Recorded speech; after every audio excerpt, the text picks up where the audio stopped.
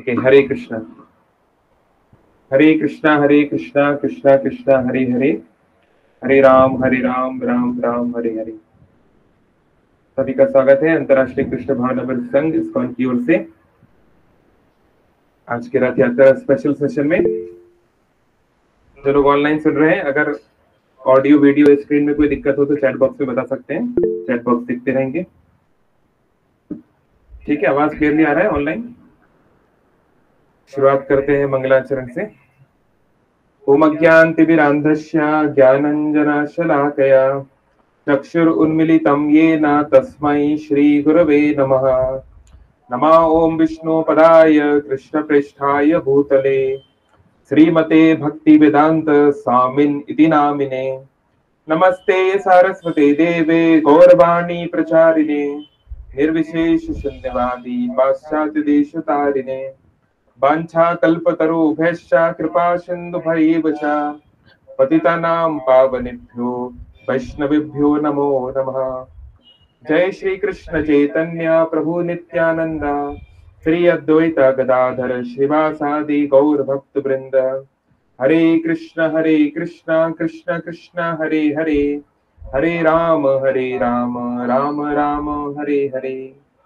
नीलाचल निवासाय नित्याय परमात्मने बलभद्र सुभद्राभ्यम जगन्नाथाय ते नमः।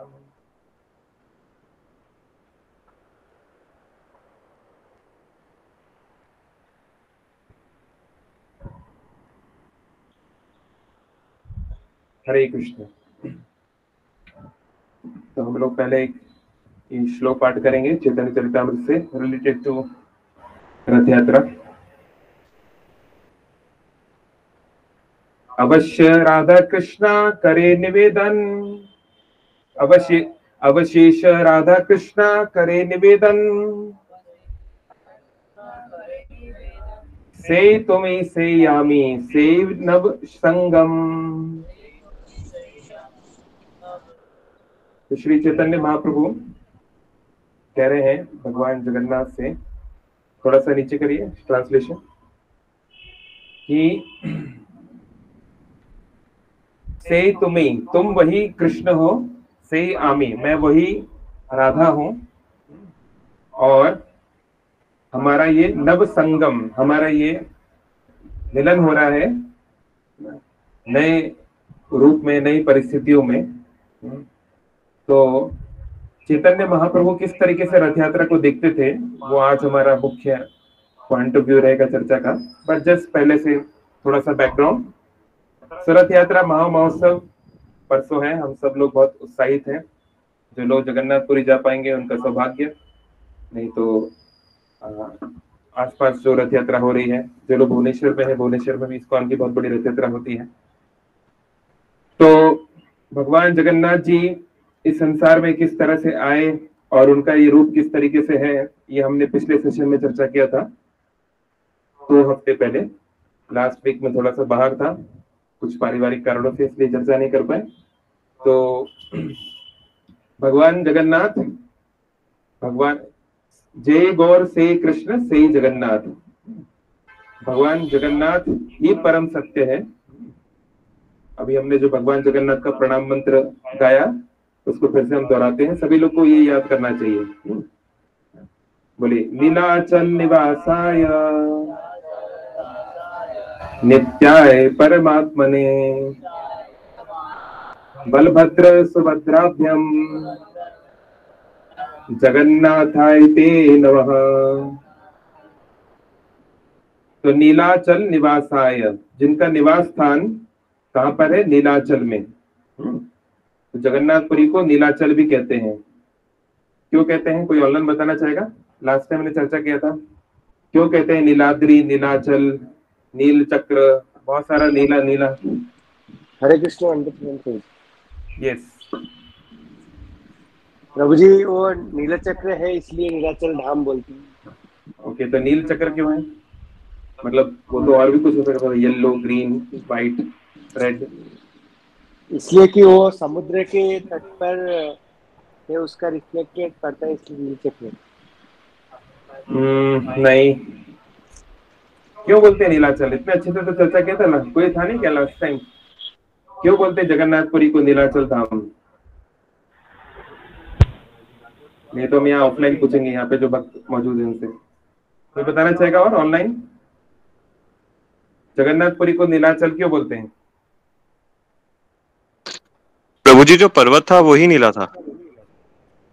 हाँ, अचल, अचल मतलब होता है जो चल नहीं सकता, तो पर्वत का एक नाम होता है अचल, या जैसे हम बोलते हैं नीलाद्री। अद्री मतलब चोटी, है ना, माउंटेन पीक। तो जो जगन्नाथ जी जहाँ निवास करते हैं, आज हम जहाँ जगन्नाथपुरी में श्री मंदिर का दर्शन करते हैं, रत्न बेदी, रत्न सिंहासन के नीचे, वहां पर एक पर्वत है जो अब लाखों सालों के बाद जो है उसमें परिवर्तन आ गया है। फिर भी एक वो हाइट पर तो अभी भी है, हम देख सकते हैं अभी भी जगन्नाथ मंदिर काफी ऊंचाई पर है as compare to Badadanda grand road की कंपैरिजन में देखें तो भगवान जगन्नाथ जी एक पर्वत के ऊपर निवास करते हैं, और ये पर्वत जो है नीले रंग का है। इसके जो चट्टाने हैं वो नीले रंग की है, इसलिए उसका नाम है नीलाचल या नीलाद्री। तो जगन्नाथ महाप्रभु का प्रणाम मंत्र है नीलाचल निवासाय, जो नीलाचल में निवास करते हैं। नित्याय परमात्मने, जो नित्य है। ऐसे नहीं कि जगन्नाथ जी अभी द्वापर युग में आ गए, उसके पहले वो नहीं थे, है ना। तो ये सब बहुत सारी भ्रांतियां हमने देखी। जगन्नाथ जी वैकुंठ में निवास करते हैं। जगन्नाथ जी का ये जो स्वरूप है, ये द्वारका और मथुरा के मध्य, भगवान द्वारका से वृंदावन की ओर जा रहे हैं, उस रूप में है, उस मूड में है। हमने चर्चा किया था जगन्नाथ जी की आंखें खुली क्यों हैं, बड़ी बड़ी क्यों हैं, हाथ आगे क्यों हैं, सुभद्रा महारानी के हाथ क्यों नहीं है, ये सब चर्चा हमने की थी। अगर आपने नहीं देखा सेशन तो होपफुली ऑनलाइन अवेलेबल होगा, इसको अनकटक के चैनल पे देख सकते हैं, नहीं तो और भी लिंक्स अवेलेबल हैं। तो जगन्नाथ जी जो है महाभाव में है, महाभाव स्वरूपनी राधा ठकुरानी। जैसे हमारे भक्ति के 9 स्तर होते हैं, भगवान से जो भक्ति है इसको 9 स्तरों पे किया जा सकता है। कौन जानता है पहला स्तर कौन सा है? ऐसे नहीं कि सारे भक्त एक लेवल पे हैं। जैसे अगर आप एक यूनिवर्सिटी में हैं और एक कॉलेज में हैं, तो हजारों बच्चे कॉलेज में पढ़ रहे हैं, यूनिवर्सिटी में पढ़ रहे हैं, पर सभी का ज्ञान एक लेवल का नहीं होता, है ना। कोई एकदम नया नया है, उसको एबीसीडी भी नहीं पता, फर्स्ट क्लास का बच्चा है, और कोई एकदम स्कॉलर है ना। तो ऐसे ही भक्ति में बहुत सारे स्तर हैं अलग अलग। क्या है पहला स्तर, कौन बताएगा? क्या है भक्ति का पहला स्तर? श्रवण नहीं, ये तो लिंब है, मतलब भक्ति कैसे की जाए। हरे कृष्ण प्रभु जी। जी हरे कृष्ण। श्रवणम कीर्तनम विष्णु। नहीं नहीं नहीं नहीं, ये जो आप बोल रहे हैं श्रवणम कीर्तनम विष्णु स्मरणम पाद सेवनम, ये नव्यता भक्ति है कि कैसे भगवान की भक्ति की जाए। ये तो प्रोसेस है, लेकिन जो ऑलरेडी प्रोसेस फॉलो कर रहा है वो किस लेवल पे, ये कैसे पता चलेगा? चलिए वो एक अलग टॉपिक है, हम लोग उसमें नहीं घुस रहे। पर हरे कृष्ण प्रभु, पहले आदर श्रद्धा वो स्टेप से होता है। जी जी, अक्षय प्रभु तो बहुत बड़े पुराने भक्त हैं। हाँ, आदु श्रद्धा, साधु संग, भजन क्रिया, अनर्थ निवृत्ति, है ना। ये है भक्ति के 9 स्टेज। पहले की हल्की हल्की फेथ होती है, फिर व्यक्ति भक्तों का संग करता है, फिर वो भक्ति के प्रोसेस को, भजन को शुरू करता है, फिर धीरे धीरे उसका हृदय क्लीन होता है, लाइक दैट, है ना। तो ऐसे करते करते जो सबसे टॉप मोस्ट स्तर होता है उसको बोलते हैं प्रेम। जब व्यक्ति का भगवान से जो संबंध है किसी चीज के लिए नहीं है, जैसे हम भगवान से कुछ भी, हम भगवान के द्वार जाते हैं, भगवान के दरबार में, मंदिर में जाते हैं तो कुछ इच्छाएं लेके जाते हैं, धनम देही, जन्म देही, है ना, ये दे दो, वो दे दो, ऐसा कर दो, मेरी इच्छा पूरी कर दो, है ना। अभी रथ यात्रा में परसों पुरी में लाखों लोग जाएंगे, कम से कम 15 लाख लोग तो मिनिमम जाएंगे ही, उससे ज्यादा भी हो सकता है। तो उसमें से अधिकतर लोग जो है अलग अलग इच्छाओं से जा रहे हैं, है ना। उनको पता है कि रथ यात्रा के समय जगन्नाथ जी जो है रथ के ऊपर बहुत अच्छे मूड में है, जो इच्छा होगी वो पूरी हो जाएगी। और जो थोड़े ज्ञानी हैं, जो थोड़े से योगी तरह के व्यक्ति हैं, वो लोग जाते हैं मोक्ष की प्राप्ति करने के लिए, कि हम रथ खींचेंगे तो दोबारा पुनर्जन्म नहीं होगा। लेकिन जो शुद्ध भक्त है वो ये सब कुछ नहीं चाहता, ना धनम ना जन्म ना सुंदरिम, उसको कुछ नहीं चाहिए, ना धन चाहिए, नहीं फॉलोअर्स चाहिए, प्रसिद्धि चाहिए, ना ही तो सुंदर स्त्री या पुरुष चाहिए, ही डजंट वांट एनीथिंग। वो सिंपली ये चाहता है कि मैं कैसे प्रभु आपको प्रसन्न कर सकूं। मतलब भगवान तो ऑलरेडी हमको बहुत कुछ दे रहे हैं, पर अब हम भगवान के लिए क्या करेंगे। तो ये भक्ति का सबसे ऊंचा स्तर होता है प्रेम। तो प्रेम में भी फिर 8 स्तर होते हैं, भाव से लेकर महाभाव तक। तो ऐसे बताते हैं कि महाभाव स्वरूपनी राधा चतुरानी, श्रीमती राधा रानी का जो कृष्ण के प्रति प्रेम है वो सर्वश्रेष्ठ है। उनके जैसा प्रेम किसी और का नहीं है भगवान के प्रति। तो ऐसे जगन्नाथ जी जो है उस महाभाव को याद करते हुए कि मैं जो है अपने भक्तों के पास जा रहा हूं, इसलिए वो इतने उत्साहित हैं, उनकी आंखें खुली हुई हैं, चेहरे पे मुस्कान है, हाथ आगे हैं गले लगाने के लिए अपनी प्रिय श्रीमती राधा रानी और अन्य ब्रजवासी भक्तों को गले लगाने के लिए वो बहुत आतुर है ना। तो शिवम गुरु दूसरा लिंक खोल लीजिए, दूसरा जो वेदावेद का लिंक है। तो रथ यात्रा का जो ट्रेडिशन है ये कब से शुरू हुआ, इसके ऊपर अलग अलग स्कॉलर्स का अलग अलग मत है। जैसे हमने देखा था जगन्नाथ जी सतयुग से यहाँ विराजमान है, तो कम से कम उनको मिनिमम जो है 3 मिलियन ईयर्स तो कम से कम उनको हो गए, कम से कम, है ना। ज्यादा भी हो सकता है बट एटलीस्ट इस सतयुग से तो वो है। तो इसमें शुभम प्रभु श्लोक नंबर 120 पे पहुंच जाइए, नीचे स्क्रॉल करते करते 120।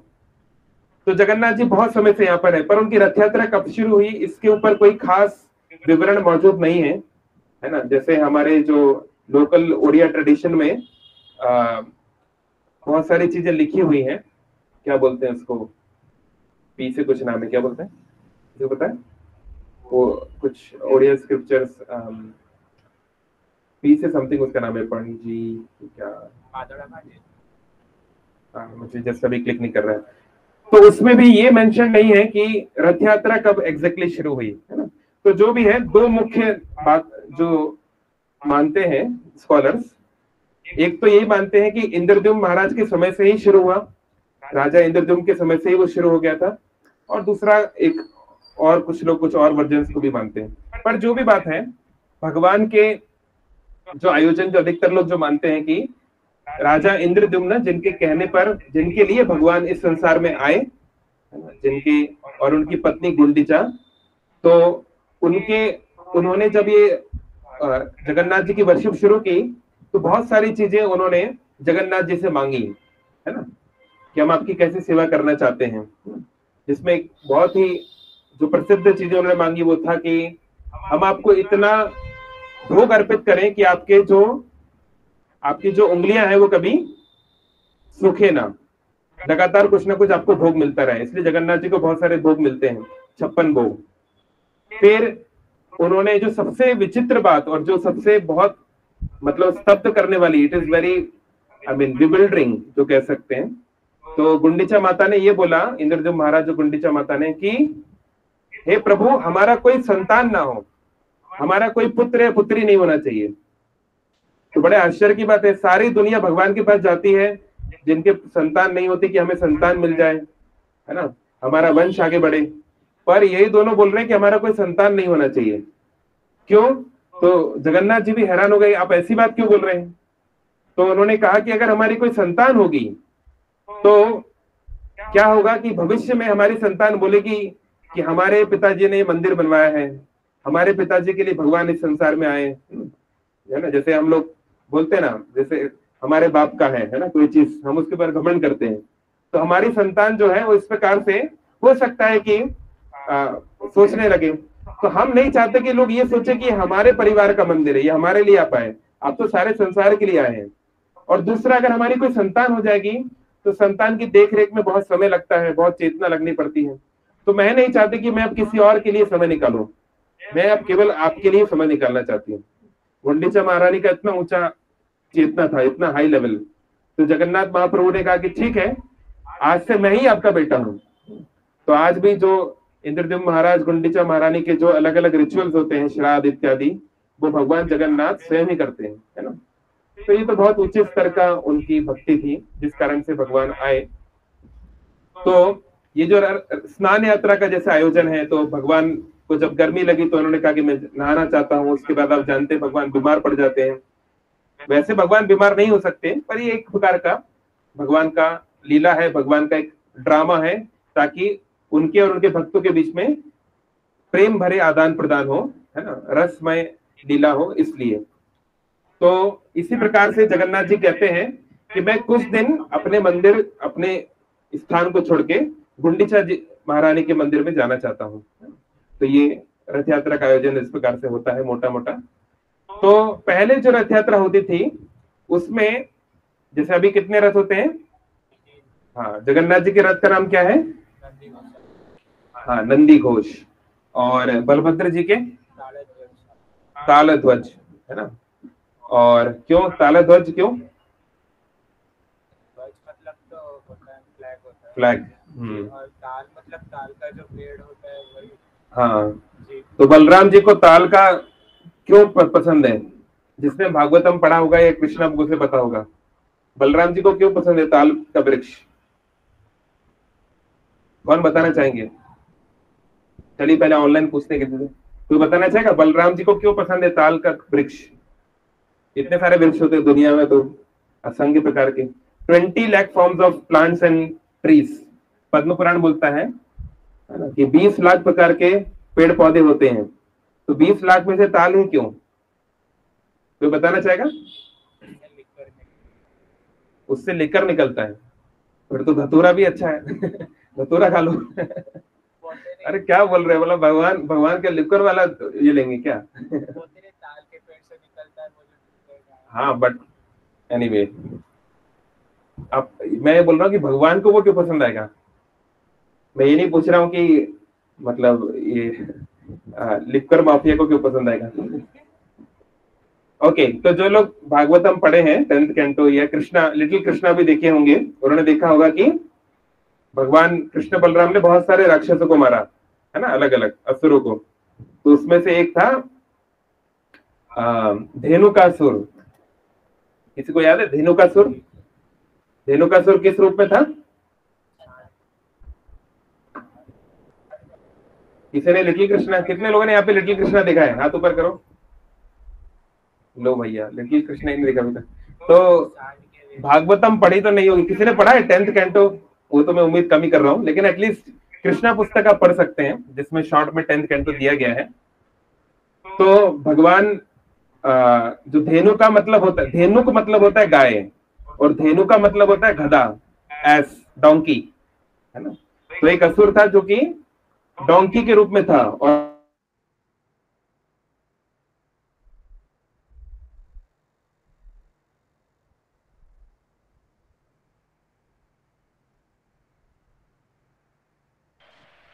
हरे कृष्णा प्रभु जी, आवाज नहीं आ रहा है। हरे कृष्णा प्रभु जी, हरे कृष्णा प्रभु जी। Okay, just a second. क्या हुआ? प्रभु जी आवाज नहीं आ रहा है। हाँ, एक सेकंड, अभी नेट चला गया जैसे। ओके, अभी सुन पा रहे? हरे कृष्णा प्रभु जी, सुन पा रहे। ओके, आपका क्या खत्म हो गया क्या? चार्ज कर लो, है ना। तो यस, तो भगवान मधुमंगल इत्यादि बोलते हैं कि हम ये ताल के वृक्ष का रस पीना चाहते हैं। तो फिर जो है वो लोग जाते हैं, तो फिर वो धेनुकासुर उनको रोकता है, तो फिर बलराम जी उसको मारते हैं, है ना। तो ये फेमस इंसिडेंट है, भागवतम में काफी डिटेल में दिया है। तो बलराम जी जो है वो धेनुका को मारते हैं, और ताल ध्वज को वो डोमिनेट करते हैं, ताल के ऊपर वो बैठते हैं। तो इस कारण से उनको ताल बहुत पसंद है ना, पहले से ही। तो ताल ध्वज, है ना। और सुभद्रा देवी के रथ का नाम क्या है? हाँ, दो नाम है, लेकिन वो क्यों आ रहा है? नंदी घोष ताल। हाँ, तो ये कुल मिला के 3 रथ जो है, लेकिन पहले के जमाने में 3 रथ नहीं थे, पहले के जमाने में 6 रथ थे। जैसे अभी हम देखते हैं जगन्नाथ जी का एक रथ, बलभद्र जी का एक रथ, और सुभद्रा देवी का रथ। और सुदर्शन जी को जो है सुभद्रा देवी के रथ में रख देते हैं, है ना। हाँ, सुभद्रा देवी के रथ में रखते हैं।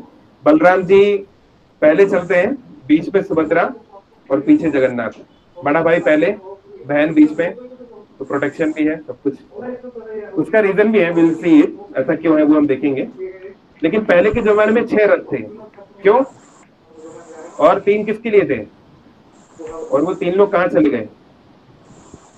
अभी जो 3 रथ है पहले के जमाने में, आज से अगर आप अगर आप 800 साल पहले जन्म होता आपका, तो आपको 3 रथ की जगह 6 रथ दिखाई देते। हाँ, आज अभी हम जब गुंडीचा मंदिर जाते हैं, अभी तो बहुत ज्यादा डेवलपमेंट हो गया। जो लोग पहले गए थे उन्होंने देखा होगा, गुंडीचा मंदिर के पास में बहुत सारी रेत थी, बहुत सारी बालू। तो उसको एक बोलते हैं या लोकल ओडिया ट्रेडिशन में सारद बाली, है ना, सारद बाली, श्रद्धा वाली। श्रद्धा, हाँ? श्रद्धा वाली, ये प्रभु जी। श्रद्धा है क्या? ओके। एनीवे, मतलब श्रद्धा वहां पे वाली। बहुत सारा बाली यानी कि सैंड था। तो वो कहाँ से आया? क्योंकि पहले ऐसे बताते हैं हिस्टोरिकली भी 12वीं या 13वीं शताब्दी तक एक रिवर यहाँ पे बहती थी। जो ग्रैंड रोड है उसके बीच में एक रिवर बहती थी, जो कि समुद्र में जाके मिलती थी, स्वर्ग द्वार के आसपास ही कहीं पर। मालिनी शायद उसका नाम था, मालिनी, अगर मुझे याद है तो ये रिवर जो है ये काफी ठीक ठाक चौड़ी रिवर थी। तो इस कारण से रथ जो है रिवर के पार नहीं जा सकता था। तो अगर आपको जगन्नाथ मंदिर से जाना है, क्या हुआ, देखो डिस्चार्ज हो गया क्या? तो अगर आपको जाना है जगन्नाथ मंदिर से, चेक करना, मुझे उसको बुलाओ विश्वजीत को, ये तो चार्जिंग पे लगा दो। अगर आपको जाना है जगन्नाथ मंदिर से गुंडीचा मंदिर, तो बीच में आपको ये रिवर आएगी, बीच में नदी आएगी। तो आप रथ से कैसे जाओगे? तो इसलिए वो लोग क्या करते थे, पहले 3 रथ बनाते थे और 3 रथों से वो लोग उस रिवर तक पहुंचते थे। उसके पश्चात वो लोग बोट में, बहुत बड़ी बड़ी नाव होती थी, और नाव से जगन्नाथ जी को, बलदेव जी को, सुभद्रा महारानी को बिठाते थे। और फिर नदी के उस पार दूसरी तरफ 3 रथ और होते थे, जिसमें फिर से भगवान जी को बिठाया जाता था। तो 3 रिवर जो है वो नदी के इस तरफ थी, श्री मंदिर की तरफ, और 3 रथ जो है वो गुंडीचा मंदिर की तरफ थे। तो इस प्रकार से 6 रथ होते थे। तो फिर 13वीं सेंचुरी में, 13वीं शताब्दी में एक रानी हुई, गजपति महाराज की एक पत्नी थी महारानी। तो उन्होंने कहा कि बहुत समस्या है, भगवान को बार बार लाओ, फिर बोट में बिठाओ, 6 रथ बनाओ, है ना। तो उन्होंने अपने पति से कहा, महाराज से कहा कि हम लोग इस पूरी नदी को जो है रेत से भर देंगे, ताकि जो है ये रास्ता जो है इवन हो जाए और हम लोग एक बार में रथ से जा सके। तो ऐसा माना जाता है कि वो महारानी ने अपने समय में कई वर्षों के प्रयास से उसको धीरे धीरे रेत से भरवा दिया। तो वो नदी को पूरा, मतलब उन्होंने, मतलब भगवान की भी इच्छा रही होगी, ऑफ कोर्स, ऐसे तो पॉसिबल नहीं है। तो ये इस कारण से ये थोड़ा सा बदलाव हो गया। और भी कुछ कुछ चीजें चेंज हुई हैं हिस्टोरिकली। जैसे पहले के जमाने में कोई भी रथ के ऊपर चढ़ सकता था, जगन्नाथ जी के पास जा सकता था, गले भी लगा सकता था। और पहले बहुत सारे लोग जो लोग सोचते थे कि मेरे जीवन में बहुत कष्ट है, समस्याएं हैं, तो वो लोग क्या करते थे, जगन्नाथ जी के रथ के सामने जाके अपने प्राण दे देते थे।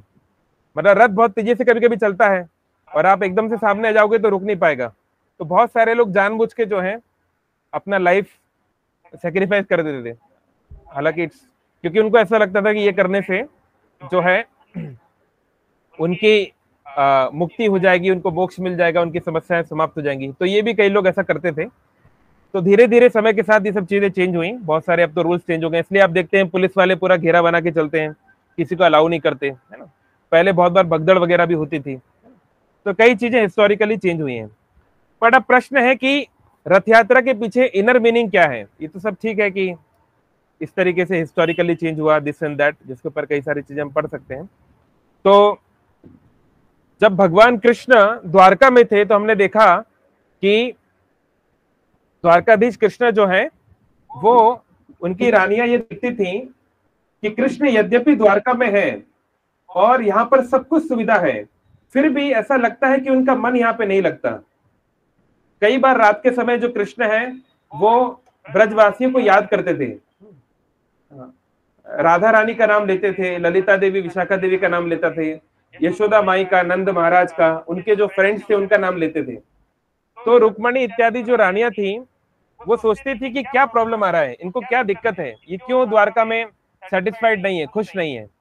तो उन्होंने जो है रोहिणी माता से पूछा। तो फिर हमने पिछली बार चर्चा किया था कैसे रोहिणी माता ने उनको सब कुछ बताया, और जब कृष्ण बलराम ने ये सुना तो उनकी बचपन की यादें उनको ताजा हो गई, और वो इस रूप में जो है आए, जब उनका हाथ आगे है, आंखें खुली हैं और गले लगाने के लिए तत्पर हैं, इस प्रकार से।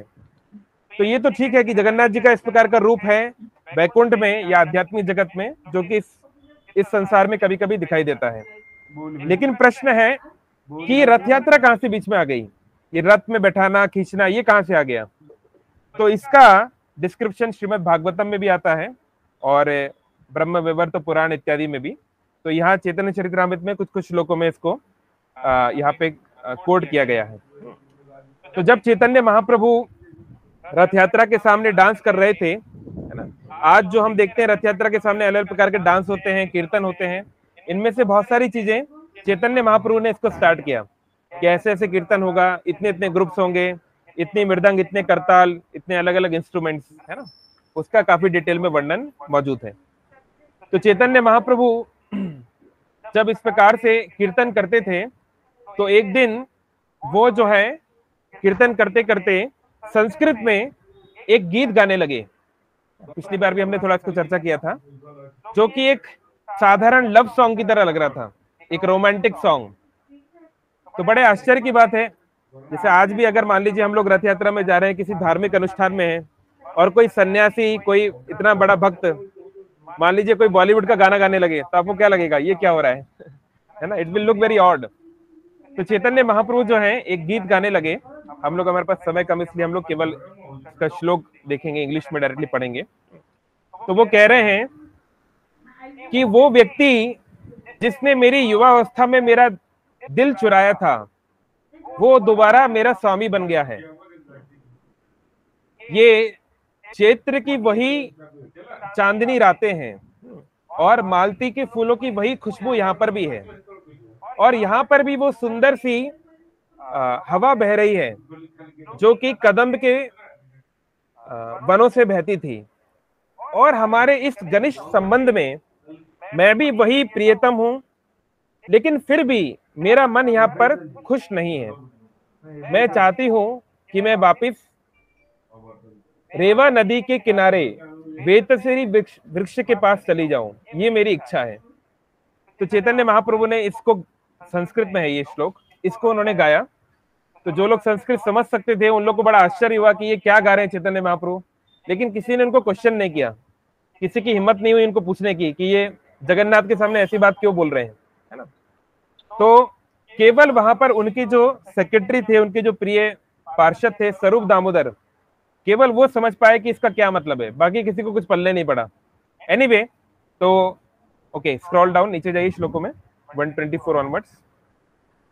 बाद में चैतन्य महाप्रभु ने जो है के जो प्रिय शिष्य है रूप गोस्वामी, उन्होंने चैतन्य महाप्रभु को के इस भावना को रिवील किया, जिसको चैतन्य महाप्रभु ने भी एक्सेप्ट किया। तो क्या होता है इसको हम लोग जानते हैं। तो जब भगवान कृष्ण द्वारका में थे, भगवान कितनी उम्र में गए थे वृंदावन छोड़ के? हाँ, 11 साल की उम्र में भगवान गए थे, है ना। भगवान जो 11 वर्ष की उम्र में वृंदावन छोड़ के मथुरा चले गए थे। हालांकि गोलोक वृंदावन में भगवान जो है जिस रूप में रहते हैं, वैकुंठ में जहां वृंदावन है, गोलोक वृंदावन, वहां पे भगवान जो निवास करते हैं, वहां उनकी एज है 16, है ना, नव किशोर। 10 से 15 साल की एज को बोलते हैं किशोर, है ना, और यौवन जो है 16 से शुरू होता है। तो भगवान किशोर अवस्था से यौवन अवस्था में जा रहे हैं, इसलिए भगवान को बोलते हैं नव किशोर। तो वहां पर भगवान 11 वर्ष की आयु में गए, मथुरा गए, फिर जाके कंस को मारा। तो कंस को मारा और फिर जो कुछ कुछ काम थे वो पूरे किए, कुब्जा का उद्धार, ये वो बहुत सारी चीजें की। उसके बाद उनके पिताजी ने सोचा कि अरे हमारे बच्चों ने पढ़ाई वढ़ाई नहीं की है, वृंदावन में कोई स्कूल नहीं था, है ना, वो तो बस गाय चराते थे, मजे करते थे। लेकिन उन्होंने कहा कि नहीं, हमारे बच्चे को बड़ा राज्य संभालना है, तो पढ़ाई करने के लिए उनको भेजा। कहाँ भेजा पढ़ाई करने? किधर? हाँ, उज्जैन। अभी 3 दिन पहले मैं उज्जैन ही गया था। तो सांदीपनी मुनि आश्रम भेजा उज्जैन, तो वहां भगवान रहे कुछ समय, है ना। उसके पश्चात जरासंध का आक्रमण शुरू हो गया, तो 17 बार जरासंध ने आक्रमण किया अलग अलग बार। उसके बाद भगवान द्वारका चले गए। तो इस प्रकार से कई सारी चीजें हुई, है ना। तो जब भगवान 90 साल के थे, 89 ईयर्स के, तब महाभारत का युद्ध शुरू हो गया। तो बहुत सारी चीजें, घटनाएं हुई। तो महाभारत के युद्ध के पश्चात जब सब कुछ सेटल हो गया, युधिष्ठिर राजा बन गए, कई सारी चीजें हो गई, तो भगवान जो है द्वारका वासियों के साथ एक बार कुरुक्षेत्र गए।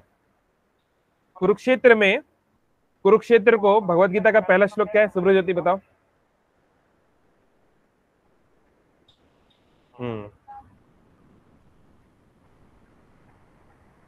हाँ, धर्म क्षेत्रे कुरुक्षेत्रे समवेता युयुत्सवा। कुरुक्षेत्र को धर्म क्षेत्र बोला गया है। तो अगर आप इसका ट्रांसलेशन देखेंगे, श्रील प्रभुपाद जी ने जो ट्रांसलेशन किया इंग्लिश में, उसमें लिखा है प्लेस ऑफ पिलग्रिमेज, है ना, यानी कि जहां पे लोग तीर्थ करने जाते हैं। तो एक बार एक प्रसिद्ध संस्कृत के जो स्कॉलर हैं, पंडित हैं, उन्होंने क्वेश्चन किया कि प्रभुपाद जी ने इसको प्लेस ऑफ पिलग्रिमेज क्यों बोला है, क्योंकि श्लोक है धर्म क्षेत्र कुरुक्षेत्र, कुरुक्षेत्र धर्म का क्षेत्र है ना। इट्स अ प्लेस ऑफ धर्म, या अगर इसको इंग्लिश में ट्रांसलेट करना हो तो रिलीजन कर सकते हैं, लाइक दैट। तो अपने आप को म्यूट रखिए। तो अगर हम देखेंगे कुरुक्षेत्र को, कुरुक्षेत्र में जो युद्ध हुआ, इसको धर्म क्षेत्र क्यों बोल रहे हैं, इसका कारण है कि जो भगवान परशुराम, जब परशुराम जी ने बहुत बार जो है क्षत्रियों को समाप्त किया, जो आतताई थे, जो क्षत्रिय बहुत धर्म के विरुद्ध थे, उनको उन्होंने समाप्त किया। कितनी बार? हाँ, 21 बार, है ना। 21 टाइम्स उन्होंने प्रैक्टिकली जितने क्षत्रिय थे उन सबको समाप्त कर दिया। तो ऐसे बताते हैं कि इतना खून उन्होंने बहाया कि बड़े बड़े कुंड बन गए खून के, तालाब जैसे बन गए खून के। तो फिर जो है परशुराम जी ने उनके पिता के कहने पर, अन्य लोगों के कहने पर जो है तपस्या भी की, उसके लिए उन्होंने पश्चाताप भी किया, इस प्रकार से। तो ये जो कुरुक्षेत्र है, वहां पर एक कुंड है जहां पर साल में एक बार एक बहुत बड़ा मेला लगता है, जिसमें सारे भारतवर्ष के लोग आते हैं। और ऐसा माना जाता है कि इसमें स्नान करने से व्यक्ति की जितने भी पाप हैं, जितने भी उसके जीवन में कठिनाइयां हैं, समस्या है, वो सब समाप्त हो जाती हैं, इस प्रकार से, है ना। तो क्या बोलते हैं उस स्थान को, अच्छा सा पी से कुछ नाम है, अभी जस्ट मुझे क्लिक नहीं कर रहा है। एनीवेज, तो भगवान जब कृष्ण द्वारका में थे, तो क्योंकि वो नर लीला कर रहे हैं, वो तो मनुष्य की लीला कर रहे हैं, तो वो भी सारे द्वारका वासियों के साथ वहां पर कुरुक्षेत्र में गए। तो भगवान को उस समय तक वृंदावन छोड़े 100 से ज्यादा वर्ष हो चुके थे, मोर देन 100 ईयर्स ऑलरेडी हो चुके थे। इतने समय से भगवान जो है वृंदावन नहीं गए थे। तो ब्रजवासी गण जो हैं, वृंदावन के जो वासी हैं, वो लोग भी कुरुक्षेत्र में आए थे उसमें स्नान करने के लिए, है ना। कोई चेक करना जस्ट गूगल में उसका नाम क्या है, जस्ट फेमस पॉन्ड कुरुक्षेत्र में। तो फिर यहाँ पे जो श्लोक बताए जा रहे हैं, हम लोग केवल ट्रांसलेशन पढ़ रहे हैं क्योंकि समय कम है। तो सभी जो वृंदावन की गोपियां हैं, वो सब भी उस कुरुक्षेत्र के स्थान पर पहुंचे, है ना। तो इसलिए कुरुक्षेत्र को तीर्थ स्थान बोला गया है। तीर्थ मतलब होता है, तीर्थ और धाम में क्या अंतर है, कौन बताएगा? What is the difference between तीर्थ एंड धाम? तीर्थ और धाम में क्या अंतर होता है?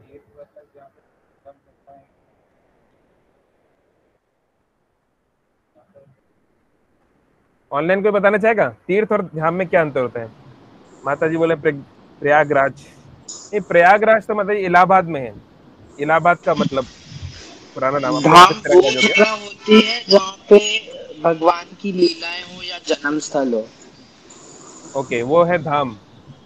हाँ, ओके फाइन। तो तीर्थ, ओके ठीक है, सही बोल रहे हैं। धाम मतलब होता है जहां भगवान ने कुछ लीलाएं की हों, भगवान वहां पे प्रेजेंट थे पर्सनली, और उन्होंने कुछ अपने जन्म कर्म कुछ दिव्य बातें कराई, उसको धाम बोलते हैं। जैसे जगन्नाथपुरी धाम, है ना, वृंदावन धाम, द्वारका धाम इत्यादि।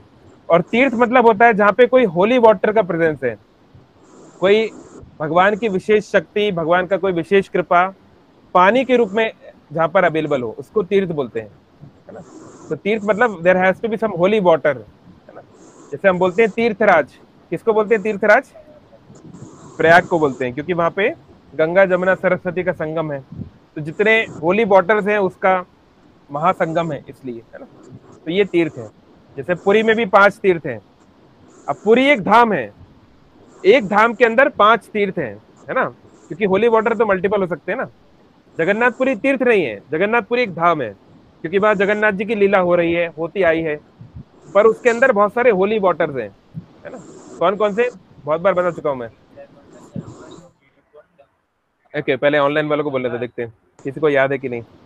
कौन कौन से 5 तीर्थ है पुरी में? हम जब भी महोदधि, जगन्नाथ, महोदधि, यस, महोदधि। नरेंद्र पोखरी, नरेंद्र नरेंद्र पोखरी तालाब। नहीं, नरेंद्र पोखरी तीर्थ में नहीं इंक्लूड किया जाता है। श्वेत गंगा, यस, श्वेत गंगा, है ना, श्वेतगंगा, यस। दूसरा। और नरेंद्र सरोवर नहीं, उसको तीर्थ में इंक्लूड नहीं करते। रोहिणी कुंड, रोहिणी कुंड, हाँ, 3। और 2? इंद्रदम्न सरोवर, इंद्रदम्न सरोवर। इंद्रद्युम्न सरोवर, ठीक है, 4। और हाँ, मार्कंडेय सरोवर। तो ये 5 है तीर्थ। जब भी हम जगन्नाथपुरी जाते हैं, इन 5 जगहों का पानी पे हमको स्नान करना चाहिए, सर पे कम से कम लगाना चाहिए, है ना। रोहिणी कुंड तो मंदिर के अंदर ही है, और बाकी 4 भी आसपास है, थोड़ा ढूंढेंगे तो मिल जाएगा। और समुद्र में तो सब लोग जाते ही हैं ऑफकोर्स। तो ये तीर्थ है। तो इसी प्रकार से वहां पर वो लोग तीर्थ करने गए। नाम पता चला पौंड का? कुरुक्षेत्र में क्या नाम? इसका कुछ पी से कुछ नाम है पुराना। एनीवेज, तो वहां पर ब्रजवासी गए। तो जब वहां पर उन्होंने देखा कि ओके, टेक्स्ट 128 ऑनवर्ड्स, थोड़ा नीचे करो। तो वहां पे राधा रानी और अन्य ब्रजवासियों ने देखा कि कृष्ण वहां पर मौजूद हैं, बलराम हैं, सुभद्रा हैं, बहुत सारे द्वारकावासी हैं, है ना। पर वहां पे बहुत सारे लोग हैं, वहां पर घोड़े हैं, हाथी हैं, है ना, आवाज हो रही है बहुत सारी। तो राधा रानी ने बोला कि ये वही कृष्ण है जो मेरे प्रियतम है, मैं वही राधा हूं, लेकिन ये जगह वृंदावन नहीं है, क्योंकि मेरे जो श्याम सुंदर हैं वो मुरली पकड़ते हैं, है ना, भगवान का नाम है ना, मुरलीधरन, है ना, मुरली वादक, बहुत सारे इत्यादि, बंशीधर इत्यादि, है ना। लेकिन यहाँ पर भगवान कृष्ण क्या पकड़े हैं?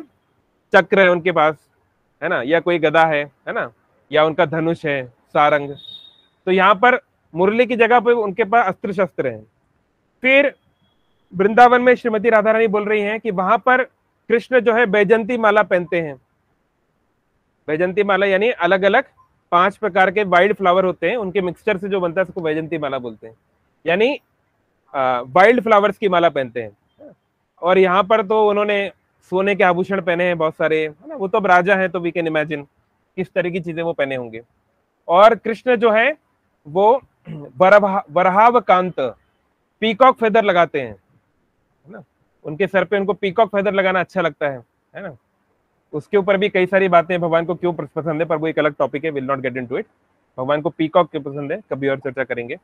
पर यहाँ पर कृष्ण क्या है, यहाँ पे सोने का मुकुट पहने हैं, द्वारकाधीश है वो, तो सोने का मुकुट पहने हैं। तो राधा रानी कह रही है कि ये मेरे वही कृष्ण हैं, लेकिन वो होते हुए भी लग रहा है कि वो नहीं है। वृंदावन में जो है गाय है, और यमुना है, गोवर्धन है, बड़ा सुंदर सा एटमॉस्फेयर है, और यहाँ पर ऐसा लग रहा है कोई युद्ध की तैयारी हो रही है। तो राधा रानी कहती हैं कि मेरा मन ये है कि हम लोग वापस वृंदावन चले जाएं, तो यहाँ पर होते हुए भी हम लोग उस प्रकार का आनंद नहीं ले पा रहे हैं, है ना। तो इस प्रकार से आप यहाँ पे देख पा रहे हैं, स्क्रीन में जो श्लोक भी है। तो चैतन्य महाप्रभु ये सब कुछ बोल रहे हैं जगन्नाथ जी को, क्योंकि चैतन्य महाप्रभु कौन है, क्या है चैतन्य महाप्रभु का आइडेंटिटी? राधा रानी श्री का कृष्ण स्वरूप है। चैतन्य, मेरे पीछे बोलिए, श्री कृष्ण चैतन्य, श्री कृष्ण चैतन्य, राधा कृष्ण, राधा कृष्ण, नाही अन्य, नाही अन्य। ये सिंपल एक फ्रेज में बताया गया है, वैसे श्लोकों में वर्णन है। राधा कृष्ण, राधा भाव द्युति सुवलितम नौमी कृष्ण स्वरूपम। जो राधा रानी के भाव में आए हैं और राधा रानी के रंग लेकर आए हैं, उस कृष्ण को मैं प्रणाम करता हूँ, है ना। तो श्री कृष्ण चैतन्य महाप्रभु इस Krishna but in the mood off Radha Rani. Best devotee, जैसे भगवान राम है बेस्ट सन, बेस्ट किंग, है ना, best husband and so many ideal things, है ना। तो who is the best devotee? तो बहुत सारे महान महान भक्त हैं, but there is no one as great as Shrimati Radha Rani, because Radha Rani is also Krishna only, she is also God. वो एक अलग बात है, कभी और चर्चा करेंगे। तो श्रीमती राधा रानी जैसे भक्ति, उनके जैसा प्रेम जगन्नाथ के प्रति, कृष्ण के प्रति किसी और का नहीं हो सकता। तो चैतन्य महाप्रभु राधा रानी के भाव में, तो जब वो जगन्नाथ को देखते हैं, कृष्ण को देखते हैं, तो ये सारे श्लोकों को वो बोलते हैं, ये सारी बातें वो बोलते हैं। तो गोपियों ने जब देखा कि राधा रानी बोल रही हैं कि यहाँ पे कृष्ण को देख के मैं प्रसन्न नहीं हूं, तो गोपियां जो हैं वो राधा कृष्ण के प्रति इतनी समर्पित हैं। जैसे इस संसार में हम लोग, क्या होता है, इसलिए इस संसार में प्रेम और काम वासना दोनों अलग अलग चीज हो जाती हैं, है ना, लव एंड लस्ट। जैसे हम सोचते हैं, हम संसार में खासकर युवावस्था में किसी लड़का या लड़की को हम प्रेम करते हैं, या फलाना व्यक्ति को हम प्रेम करते हैं, पर प्रेम की डेफिनेशन क्या है? What is love? तो बोल रहे हैं आत्मेंद्रिय प्रीतिवांछा तार बोली काम। खुद के सेटिस्फेक्शन के लिए जब हम कोई रिलेशन बनाते हैं उसको काम वासना बोलते हैं, लस्ट बोलते हैं। कृष्णेंद्रिय प्रीति इच्छा धरे प्रेम नाम। लेकिन जब हम कृष्ण की प्रसन्नता के लिए कोई रिलेशन बनाते हैं तो उसको प्रेम बोलते हैं। अतएव प्रेम काम बहुत अंतर, इसलिए प्रेम और काम में बहुत अंतर है, बहुत डिफरेंस है। काम अंध तमः प्रेम निर्मल भास्कर। तो जैसे उदाहरण दिया गया है सूर्यास्त और सूर्योदय, सनसेट एंड सनराइज, तो दोनों दिखने में एक जैसे लगते हैं नहीं।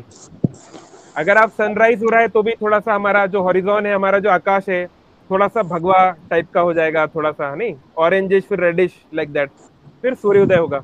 ऐसे ही सनराइज के समय में इस तरीके से होता है।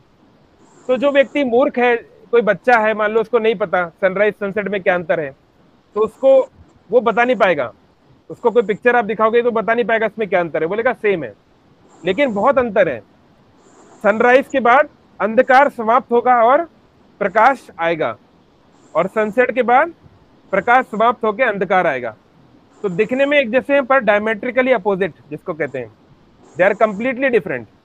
ऐसे ही प्रेम और काम दिखने में एक जैसा होता है ना। जो राधा कृष्ण का जो संबंध है, हम भी तो वही संबंध बना रहे हैं, क्या अंतर है ना। जो प्रेम राधा कृष्ण ने किया हम भी तो वही कर रहे हैं, अंतर क्या है? तो दिखने में एक जैसा लगता है पर it is completely diametrically opposite. क्योंकि इस संसार में हम जो भी संबंध बनाते हैं, या तो ग्रॉस रूप से डायरेक्टली या इनडायरेक्टली सटल रूप से, हमारी कुछ एक्सपेक्टेशन रहती है, हम कुछ ना कुछ उस व्यक्ति से चाहते हैं। अंग्रेजी में कहते हैं you scratch my back, I scratch your back. मैं तुमको ये दे सकता हूं और तुम मुझको ये दे दो। It's kind of a deal, है ना, बस थोड़ा सोफिस्टिकेटेड डील है। लेकिन प्रेम का अर्थ होता है अनअभिलाषिता शून्यम, नो एक्सपेक्टेशन, नथिंग। इसलिए चैतन्य महाप्रभु ने जो लिखा है शिक्षाष्टकम, केवल चैतन्य महाप्रभु ने 8 ही श्लोक आज तक रिटर्न में लिखे, बाकी उन्होंने कुछ राइटिंग में कभी नहीं लिखा। पर वो इतना डीप है कि उसको समझना बहुत मुश्किल है। तो उसमें बोलते हैं आश्लिष्य वा पाद रताम पिनष्टु माम, आदर्शनाम मर्महताम करोतु वा, यथा तथा वा विदधातु लंपटो, मत प्राण नाथस्तु सएव ना परा। तो बोल रहे हैं कि हे कृष्ण, हे मेरे प्रिय कृष्ण, हे मेरे प्रिय जगन्नाथ, तुम चाहो तो मुझे प्रेम से गले लगा लो, या फिर मेरे सामने मत आके मेरे को दर्शन ना देके, या फिर मुझे अपने पैरों के नीचे झुका लो, तुम्हारा जैसा मन करे वैसा करो। क्योंकि चाहे कोई भी परिस्थिति हो, चाहे तुम मेरे साथ रहो चाहे तुम ना रहो, चाहे तुम मुझे गले लगाओ चाहे पैरों से मारो, किसी भी स्थिति में तुम मेरे नाथ बने रहोगे, तुम्हारे अलावा मेरा और कोई नहीं। तो ये प्रेम की परिभाषा है, विच इज वेरी वेरी डिफिकल्ट, हम लोग इमेजिन नहीं कर सकते। क्योंकि इस संसार में जब जिसको हम प्रेम करते हैं अगर थोड़ा बहुत ऊंचा नीचा हो जाता है तो फिर पता चलता है ना रियलिटी क्या है। तो जो ब्रजवासी हैं, जो गोपियां हैं, उनका राधा कृष्ण के प्रति जेन्युइन प्रेम है। गोपियां ये नहीं सोचती कि हाँ ये भगवान कृष्ण हमेशा, ये कृष्ण राधा के साथ हमेशा नाचते हैं, हमारे को तो मौका नहीं मिलता, तो राधा को कैसे हटाएं, हम लोग कैसे आगे आए, है ना। Not like that. जैसे इस संसार में कोई अगर लव ट्रायंगल होता है, मान लीजिए आप किसी लड़की को पसंद करते हैं और कोई दूसरा लड़का भी उसको पसंद करता है, तो आप उस लड़के के प्रति एनवियस है, उसको हटाना चाहते हैं रास्ते से, नहीं। ये तो बहुत सिंपल बात है। लेकिन गोपियां देखती हैं कि राधा रानी कृष्ण को प्रेम करती हैं और कृष्ण राधा रानी को प्रेम करते हैं, दोनों एक दूसरे के साथ बहुत आनंद में रहते हैं। इसलिए गोपियां चाहती है कैसे इनको हम मिलाएं। तो सोचिए कितना उनका, किस तरह का उनका माइंडसेट है, मतलब हम लोग इमेजिन नहीं कर सकते। यानी जिसको हम प्रेम करते हैं, अगर वो किसी और को प्रेम करता है तो वो चाहते हैं कि वो दोनों साथ में रहे, है ना। How difficult it is, we can not imagine, हमारे लिए पॉसिबल नहीं है। तो इसलिए गोपियां जो है दोनों को साथ में मिलाने के लिए बहुत प्रयास करती रहती हैं। और राधा रानी का भी कितना ऊंचा विचार है, वो सोचती हैं कि मैं कृष्ण की सेवा नहीं कर पाती, मैं कृष्ण को प्रसन्न नहीं कर पाती, इसलिए ये फलाना गोपी कृष्ण के लिए कुछ बनाने के लिए लाए, ये फलाना गोपी माला बनाए, ये फलाना ये करे, है ना। तो वो चाहती है कि दूसरे भक्त भगवान की सेवा में लगे। अगर हम लोग होते तो हम बोलते बस बस हो गया, आपको आसपास नहीं आने का है ना, मैं और मेरे भगवान, है ना, लाइक दैट। तो this is very difficult to understand कि उनका इस तरीके का स्वार्थ, निस्वार्थ प्रेम कैसे हो सकता है, हम लोग के लिए समझना बहुत मुश्किल है ना। एनीवेज, तो गोपियां जो है वो देखती हैं कि राधा रानी बहुत दुख में है, कृष्ण को मिलने के बाद, 100 साल के बाद मिलने के बाद भी दुख में है। तो गोपियां क्या करती हैं, वो सब तीनों जो हैं भाई बहन, बलराम, सुभद्रा और कृष्णा, 3 रथ में बैठे हुए थे। कहाँ की बात हो रही है, सब सो तो नहीं गए, कहाँ की बात हो रही है, द्वारका, कुरुक्षेत्र, है ना, कुरुक्षेत्र में वो लोग हैं, कुरुक्षेत्र। तो कुरुक्षेत्र में सब द्वारकावासी आए हैं। तो ये तीनों अलग अलग रथ में बैठे थे, बलराम जी का रथ आगे था, सुभद्रा महारानी का बीच में था, कृष्ण का पीछे था। तो फिर गोपियां क्या करती हैं, जबरदस्ती उनके घोड़ों को पकड़ लेती है रथ के, और घोड़ों को खींचने लगती हैं वृंदावन की तरफ, जबरदस्ती खींचने लगती हैं।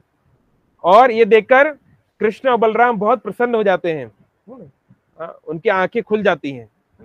तो ये जो रथ यात्रा है, ये उस गोपियों के उस भाव को दर्शाती है कि कैसे हम भगवान को अपने वृंदावन में, अपने हृदय की ओर खींच कर ले जाएं। इसलिए हम बोलते हैं ना कि जो जगन्नाथ जी का रथ खींचता है उसको क्या क्या लाभ होता है, बहुत सारे हम लोग देखते हैं, उसका पुनर्जन्म नहीं होता, उसका ये नहीं होता, बहुत सारी बेनिफिट्स XYZ, वो सब ठीक है। लेकिन उसका मुख्य भावना क्या है वो हमको समझना है कि अभी तक हम लोग इतने समय से भगवान से दूर हैं, कितने जन्मों से हमें भगवान का संग नहीं मिला। तो अब कम से कम हम और देर नहीं करेंगे और लेट नहीं करेंगे, तुरंत ही हम भगवान को अपने पास लेकर जाएंगे। अब प्रश्न है, कोई भगवान को कैसे ले जा सकता है, भगवान तो स्वराट है, इंडिपेंडेंट है, कोई जगन्नाथ जी को खींच सकता है क्या? कभी कभी जगन्नाथ जी ऐसा दिखाते भी हैं, कई बार रथ जो है रुक जाता है ना। कभी कभी खासकर जो महान भक्त थे, शाल बेग, ये रसिकानंद प्रभु, ऐसे बताते हैं कि 1-2 दिन तक रथ नहीं खींचा, रुक जाता था, बिल्कुल खींचता ही नहीं था। और आपको जान के प्रसन्नता होगी, जो लोग नहीं जानते, अंग्रेजी में एक शब्द है जगरनॉट। ये जो शब्द है जगरनॉट, ये जगन्नाथ से आया है। तो ये कैसे आया कि जब ब्रिटिश राज था भारत में, अंग्रेजों का जब राज्य था, तो ब्रिटिशर नहीं चाहते थे कि लोग ज्यादा संख्या में किसी भी जगह पे इकट्ठा हों, क्योंकि लोग इकट्ठा होंगे तो आजादी की बात करेंगे, है ना, स्वतंत्रता संग्राम की बात करेंगे। लेकिन ब्रिटिशर्स की सफलता का एक बहुत बड़ा राज था कि वो लोग रिलीजियस परसिक्यूशन नहीं करते थे, वो लोग धार्मिक जो आयोजन है उसके साथ छेड़छाड़ नहीं करते थे ज्यादा, क्योंकि उनको पता था कि धर्म के साथ खिलवाड़ करोगे तो लोग जो है रिबेल कर देंगे, लड़ाई कर देंगे। तो इसलिए वो लोग मंदिर नहीं तोड़ते थे, ये सब नहीं करते थे, है ना। वो लोग लूटते थे पर वो तोड़ते नहीं थे मंदिर वगैरह, या वो आयोजन रोकते नहीं थे। तो ब्रिटिश राज में जब ये रथ यात्रा होती थी तो ये लाखों लोग आके इकट्ठे हो गए हैं।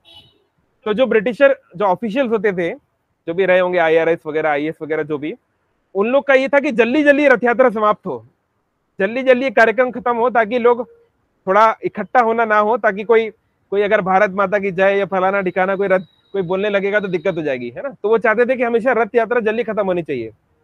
तो कई बार ऐसा होता था कि जगन्नाथ जी का रथ रुक जाता था किसी स्थान पर, तो वो बोलते थे अरे बहुत देर से 15 मिनट से रथ रुका, आगे क्यों नहीं जा रहा। वो लोग दूर से बैठ के देखते रहते थे क्या हो रहा है। तो उनके जो ऑफिशियल्स है, उनके जो प्यून वगैरह हैं, लोग हैं, जो बताते थे कि अभी रथ आगे नहीं बढ़ रहा है। बोल रहे क्यों नहीं बढ़ रहा है, बोल रहे जगन्नाथ जी नहीं चाहते। अब इन लोग का तो कोई श्रद्धा था नहीं, वो तो नास्तिक है, या फिर हिंदू या सनातन संस्कृति को तो नहीं मानते। बोले क्या जगन्नाथ जी नहीं मानते, ये सब क्या है, बुलाओ लोगों को, बुलाओ खींचने के लिए।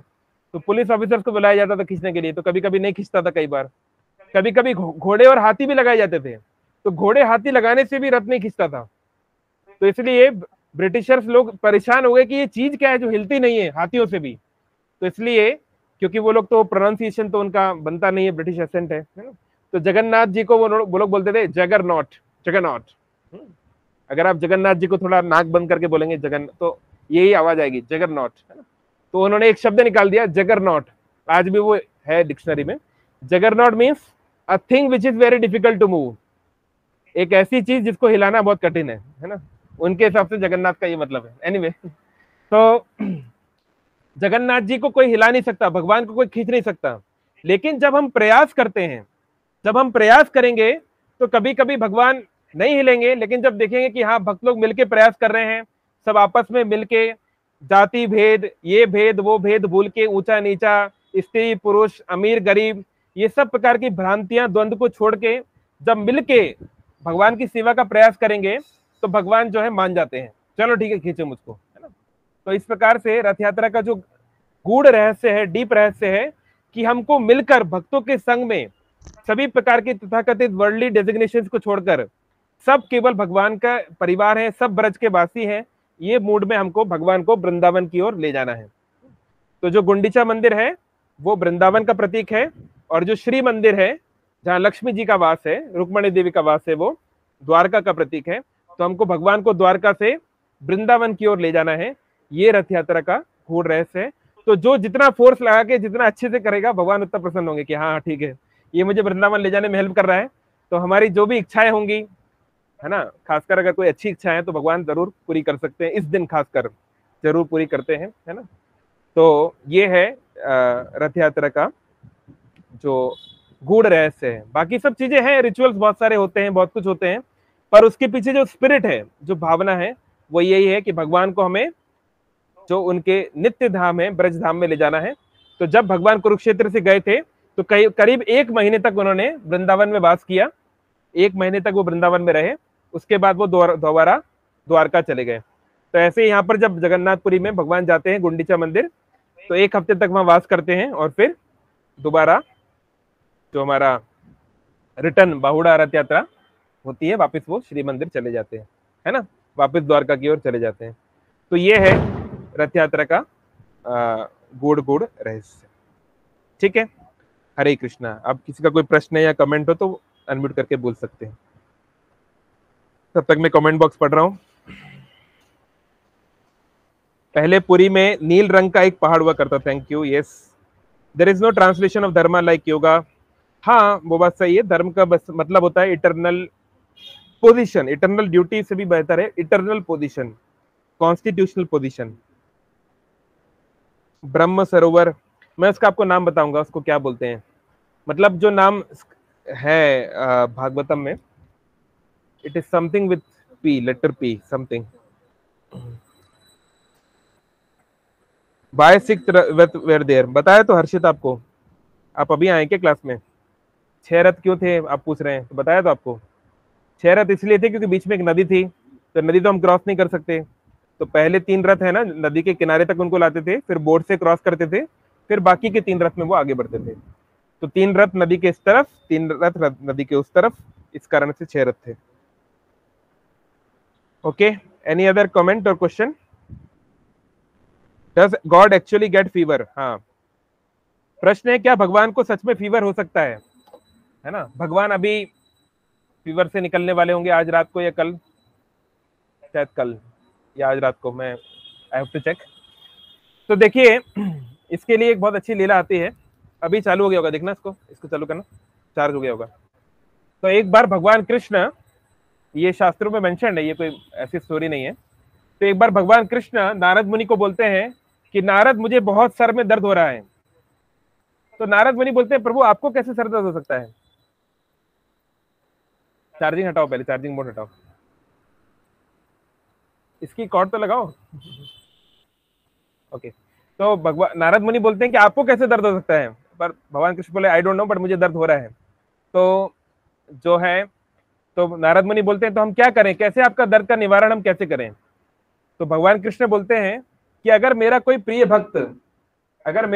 भक्त जो है अपने चरण की धूली मुझे दे दे, उसको मैं अगर सर पे लगा लूं तो मेरा सर दर्द ठीक हो सकता है। तो नारद मुनि बोले ठीक है, इसमें क्या बड़ी बात है, मैं किसी ना किसी भक्त को ढूंढता हूँ और कोई ना कोई तो आपको दे देगा। तो नारद मुनि बहुत सारे भक्तों के पास जाते हैं, है ना, पांडवों के पास, अन्य अन्य भक्तों के पास, हनुमान जी इत्यादि बहुत सारे भक्तों के पास जाते हैं। तो सब बहुत चिंतित हैं कि भगवान को सर दर्द है। लेकिन जब उनको बोला जाता है कि आप अपने पैरों के नीचे जो धूल है वो दे दो जिसको भगवान सर पे लगाएंगे, तो सब मना करते हैं, अरे ये कैसे हो सकता है, हम भगवान के चरण की धूल में रहना चाहिए, हम उनके सर पे कैसे लगा सकते हैं, कोई और दूसरा कोई ऑप्शन देखिए, दूसरा कोई तरीका ढूंढिए। तो फिर वो गोपियों के पास जाके प्रश्न पूछते हैं। तो गोपियां बोलती है अच्छा ऐसी बात है, तुरंत वो भरने लगती हैं, एक बैग में भरने लगती है, ये ले जाओ सारा भर के, और चाहिए तो बताओ, जितना ले जाना ले जाओ। तो नारद मुनि बोलते हैं अरे आप अपने चरणों की धूली दे रहे हैं, भगवान अपने सर पे लगाएंगे, आपको पता है कितना बड़ा अपराध हो जाएगा, ये आपको तो नर्क जाना पड़ेगा। तो गोपियां बोलती हैं कि कोई बात नहीं, अगर हमको नर्क जाना पड़ेगा कोई बात नहीं, जो भी इसका रिएक्शन होगा हम लोग झेलेंगी, लेकिन हमारे प्रिय कृष्ण का सरदर्द ठीक होना चाहिए। तो कहने का तात्पर्य, टेक्निकली जगन्नाथ जी को कभी बुखार नहीं हो सकता, भगवान का शरीर सच्चिदानंद है, लेकिन भगवान ये एक लीला कर रहे हैं, ये एक लीला का, जैसे भी हम पहली बार बहुत बार देख चुके हैं, ये एक प्रकार का आदान प्रदान है ना, प्रेम का आदान प्रदान है। तो टेक्निकली दुनिया की कोई शक्ति भगवान को बीमार नहीं कर सकती, क्योंकि भगवान समय काल और प्रकृति से परे हैं। लेकिन यहाँ पर क्योंकि वो नर लीला कर रहे हैं, वो मनुष्य के रूप में लीला कर रहे हैं, इसलिए स्नान पूर्णिमा के दिन वो बहुत नहा लिए, तो उनको ठंड लग गई या उनको बुखार हो गया, ताकि अब उनके जो भक्त हैं उनके साथ अलग अलग डीलिंग्स कर पाए। जब भगवान बीमार होते हैं तो एक पर्टिकुलर जाति होती है, पांडवों में एक श्रेणी होती है, उन लोग को सेवा करने का अवसर मिलता है, दैत्यपति, हाँ। तो बाकी साल उनको मौका नहीं मिलता, बाकी साल जो ब्राह्मण परिवार में जो जन्म लिए हैं वो लोग करते हैं। लेकिन इस समय पर ये जो सो कॉल्ड लो कास्ट, या जो आप उसको कई बार जो लोग बोलते हैं, उस पर्टिकुलर जाति के लोगों को सेवा करने का अवसर मिलता है ना। फिर कोई लोग जो भगवान को पेंटिंग करते हैं उनको मौका मिलता है, कोई लोग जो भगवान के लिए मेडिसिन बनाते हैं उनको भगवान के साथ सेवा करने का अवसर मिल रहा है ना। तो ये भगवान के बहुत सारे अलग अलग भगवान लीलाएं करते रहते हैं ताकि अलग अलग लोगों को ये मौका मिले। तो technically Jagannath can not gate, he can not be diseased, but हाँ जगन्नाथ जी बीमार हुए हैं अपने भक्तों के साथ लीला आस्वादन करने के लिए, है ना। हमको इस तरीके से इसको समझना है। तो वो रिचुअल नहीं, ऐसा जगन्नाथ जी सच में हुए हैं, लेकिन अगेन वो अपने भक्तों के लिए, है ना। जगन्नाथ जी का रथ यात्रा में बीच बीच में क्यों रुक जाता है? हाँ, भगवान देखना चाहते हैं कि हम लोग कितना प्रयास कर रहे हैं, है ना। भगवान को तो किसी रथ की जरूरत नहीं है, भगवान को कहीं पे जाने के लिए किसी की आवश्यकता नहीं है, पर भगवान देखना चाहते हैं हम कितना प्रयास कर रहे हैं, है ना। हम लोग इंटरेस्टेड है कि नहीं उनको वृंदावन ले जाने के लिए, उनके रथ को आगे खींचने के लिए हम कितनी मेहनत कर रहे हैं। तो भगवान का अलग अलग मूड है, कभी कभी वो रुक जाते हैं। बहुत सारे बीच में मंदिर पड़ते हैं जहाँ पे अलग अलग रिचुअल्स होते हैं, मौसीमा मंदिर में ऐसा होता है, वहां पे ऐसा होता है, बहुत सारे रिचुअल्स भी हैं। फिर कभी कभी कोई महान भक्त है, जैसे एक महान भक्त है रसिकानंद प्रभु, आज से करीब 300 साल पहले, तो वो रहते थे रेमुना बालेश्वर, तो वो प्रचार करते थे उड़ीसा और बंगाल में। तो रथ यात्रा में हमेशा टाइम पे पहुंचते थे, पर इस साल वो लेट हो गए, तो बड़ा उनको चिंता थी, अरे मैं तो लेट हो गया, रथ यात्रा तो शुरू हो गई। तो भागते भागते हुए आ रहे थे, मतलब आप समझ सकते हैं बालेश्वर कितना किलोमीटर है पुरी से, कम से कम 250 किलोमीटर तो होगा। तो 250 किलोमीटर वो भागते आ रहे हैं, सोचो। तो फिर भी थोड़ा लेट तो वो हो ही गए कुछ घंटे। तो जगन्नाथ जी ने देखा मेरा भक्त भागते हुए आ रहा है, वो आगे नहीं बढ़े, वो खड़े ही रहे। कितना प्रयास किया गया, कितना प्रयास, लेकिन जगन्नाथ जी आगे नहीं बढ़े, क्योंकि वो अपने भक्त का जो इच्छा था। ऐसे और भी महान भक्त है, शाल बेग के लिए भी हुआ है, और भी बलराम दास है, ऐसे बहुत सारे भक्त हैं जो महान, जो भगवान के प्रिय भक्त हैं, उनके लिए भगवान ऐसा करते हैं और कर सकते हैं, करते रहते हैं। और एक्चुअली रिसेंटली भी, आई थिंक 2013 या 14 की बात है, कुछ रशियन डिवोटीज आए थे। तो आप जानते हैं विदेशी भक्तों को, जो तथाकथित हिंदू नहीं है, उनको तो मंदिर के अंदर जाना अलाउ नहीं है ना। तो जो विदेशी भक्त हैं इस्कॉन के खासकर, वो लोग की बहुत इच्छा रहती है कि हम भगवान को देखें, पर बेचारे अंदर नहीं जा सकते। तो रथ यात्रा के दिन वो लोग आते हैं। तो रशिया का एक डिवोटीज का ग्रुप था, वो लोग साइबेरिया में प्रचार करते हैं। बहुत ठंड होती है साइबेरिया में, -50 डिग्री, खतरनाक जगह है वो। तो वो लोग का कुछ फ्लाइट वगैरह कैंसिल हो गया, वो लोग टाइम पर नहीं आ पाए। तो फिर जल्दी जल्दी में जो फ्लाइट्स वगैरह मिला, जो जो है करके आए, पर फिर भी कई घंटे लेट हो गए, 4-5 घंटे। पर उस दिन भी रथ जो है 4-5 घंटे के लिए रुक गया था। अभी 10 साल भी नहीं हुए इस बात को, ये रिसेंट की घटना है, ताकि वो लोग भगवान को दर्शन कर पाए।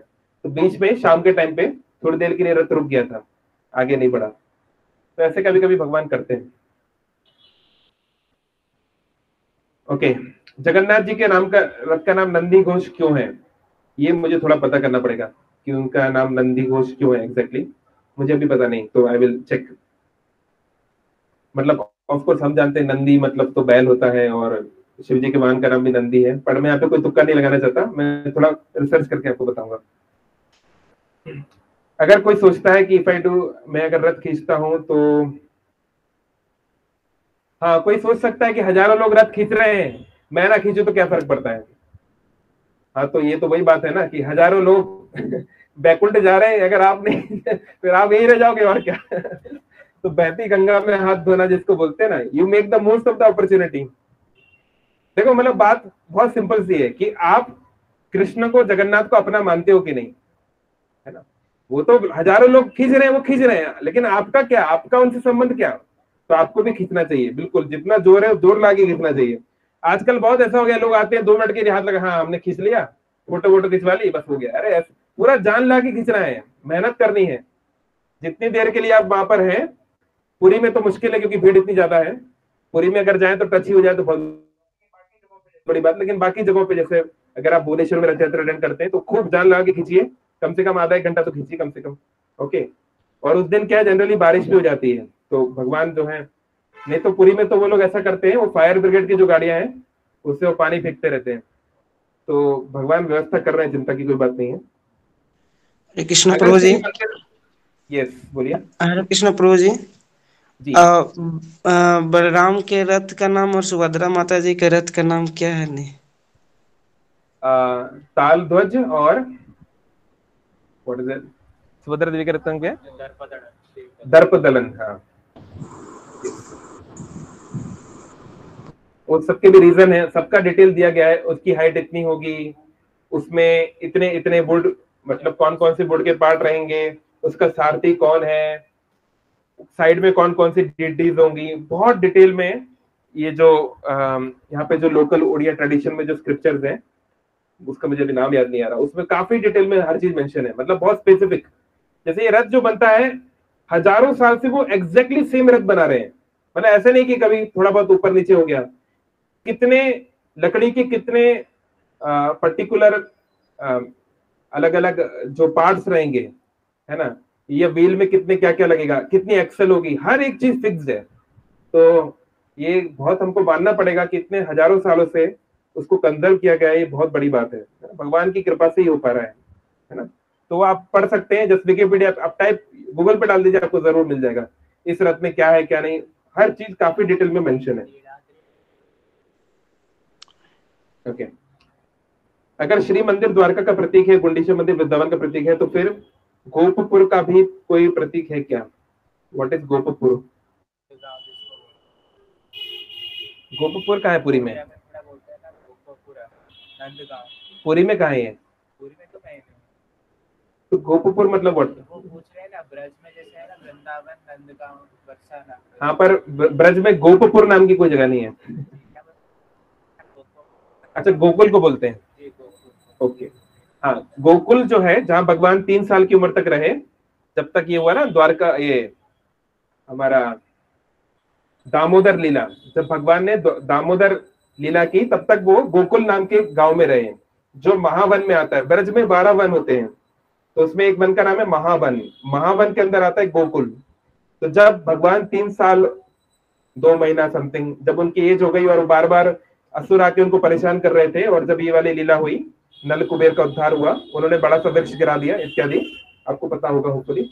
तो फिर जिनको ये सब नहीं पता है, कम से कम लिटिल कृष्णा जरूर देख लें, एटलीस्ट लिटिल कृष्णा की स्टोरी बिल्कुल बोनाफाइड है, इस्कॉन के द्वारा कंफर्म किया गया, उसमें नाम भी आता है शुरू में, है ना, in collaboration with ISKCON temple. और अगर जो शास्त्र पढ़ सकते हैं तो कृष्णा बुक या भागवतम 10 कैंटो पढ़ सकते हैं। तो इतना हमें पता होना चाहिए भगवान कृष्ण ने क्या क्या किया। तो उसके बाद भगवान जो है यमुना के दूसरे पार वेस्ट साइड चले जाते हैं, जिसको बोलते हैं नंदगांव, जो वृंदावन का पार्ट है। वृंदावन जो है 12 वनों में सबसे बड़ा वन है, तो वृंदावन एक वन है, ऐसे 11 और वन है जिनको मिला के बोलते हैं ब्रजमंडल, है ना। तो मतलब हम द्वारका से भगवान को ब्रज की ओर ले जा रहे हैं, तो गोकुल भी ब्रज का ही पार्ट है। तो आप जिसको गोकुलपुर बोल रहे हैं या गोकुल बोल रहे हैं, वो भी ब्रज का पार्ट है। यानी भगवान को राजा महाराजा के रूप में जो द्वारका में है, उससे हटाकर वापस एक ग्वाल बाल के रूप में, जहां से उनके साथ प्रेम की लीलाएं की जा सके, है ना, उस मूड में वो लोग, उस भाव में वो लोग लाना चाहते हैं, है ना। बलदेव और सुभद्रा का रथ भी रुकता है, बिल्कुल जैसे भगवान जैसे यहाँ पुरी में बोलते हैं बलदेव जी को बड़ा ठाकुर, है ना। तो हम लोग क्या करते हैं, जगन्नाथ जी के पास जाके उनसे अपनी इच्छाएं मांगते हैं, ऐसा कर दो वैसा कर दो। पर पुरी में ऐसा माना जाता है जगन्नाथ जी से नहीं मांगना चाहिए, बलभद्र जी से मांगना चाहिए।